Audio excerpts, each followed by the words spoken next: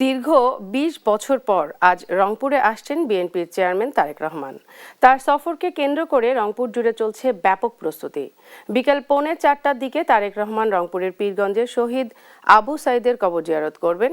এরপর বিকেল 4:30টায় রংপুরের কেন্দ্রীয় ঈদগাহ মাঠে নির্বাচনী জনসভায় ভাষণ দেওয়ার কথা রয়েছে।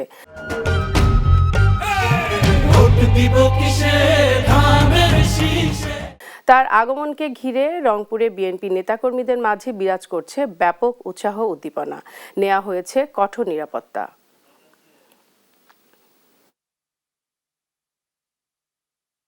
আমরা যারা নেতাকর্মী রয়েছি আমরা সকল ভেদাভেদ ভুলে আমরা সকলে ঐক্যবদ্ধ হয়ে মাঠে কাজ করছি এবং আমরা ব্যাপক প্রস্তুতি গ্রহণ করছি আমাদের প্রিয় নেতা দেশনায়ক তারেক রহমানকে বরণ করে নিতে। আইনশৃঙ্খলা বাহিনী সতর্ক থাকবে, আমাদের গোয়েন্দা নজরদারি আছে, ট্রাফিক ব্যবস্থাপনা আছে।